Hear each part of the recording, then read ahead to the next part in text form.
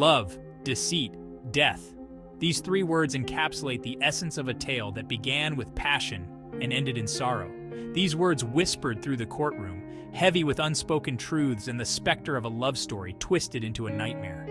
The air was thick with tension, every corner of the room echoing with the weight of what had transpired. At the heart of it all sat a young man, his face etched with grief, accused of a crime fueled by despair. His crime? Involuntary manslaughter. He was a picture of heartbreak, a soul tormented by the consequences of his actions. His victim? The woman he loved. Their love story, once filled with dreams and promises, had turned into a tragic tale of loss and regret. The courtroom buzzed with whispers, a chilling symphony accompanying the unfolding drama. Each whisper carried a piece of the story, a fragment of the tragedy that had brought them all together. Each spectator, each juror, each lawyer knew this was no ordinary trial. It was a spectacle of human emotion, a testament to the fragility of love and trust. This was about love poisoned, trust shattered, and the fine line between victim and perpetrator blurred beyond recognition. It was a story that left no one untouched, a reminder of how quickly love can turn into something unrecognizable. The story unfolded like a tragic opera. A young couple, deeply in love, their world invaded by a venomous force. The girl's mother, the mother, portrayed as a woman scorned, held a dark, twisted love for her daughter, a love that manifested in control and manipulation.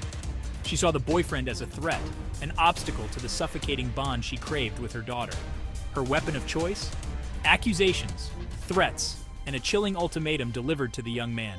Get rid of her addiction or I'll ensure you both suffer. Driven by love and fear, the young man found himself trapped in a web of manipulation.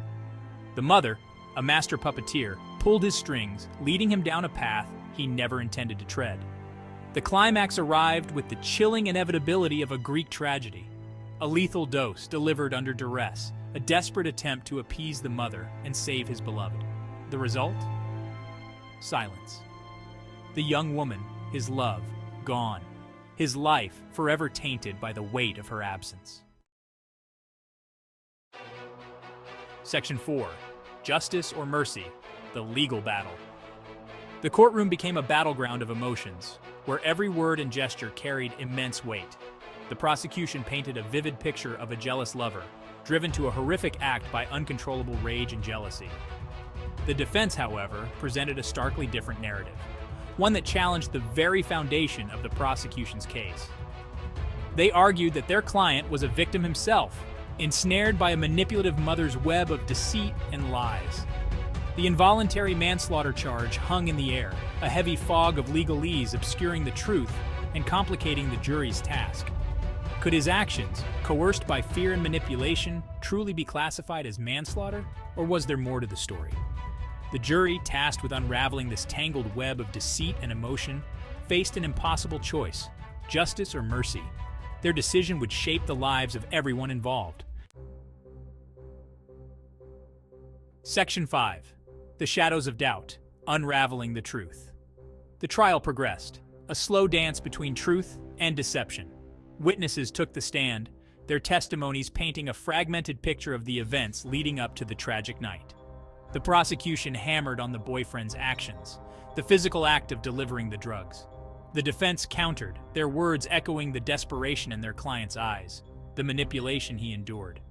They argued that the true culprit was not on trial, but rather lurking in the shadows of the courtroom, her eyes cold and calculating. Section 6. A Mother's Justice, a Lover's Plea. The tension in the courtroom was palpable, a suffocating presence as the jury delivered their verdict. Guilty.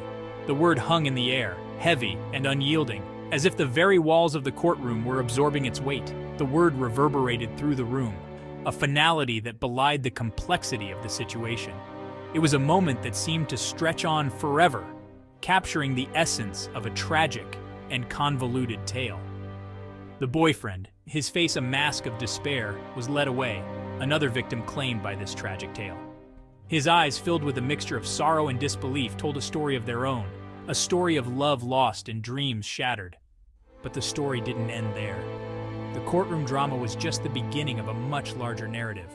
one that would continue to unfold in the shadows.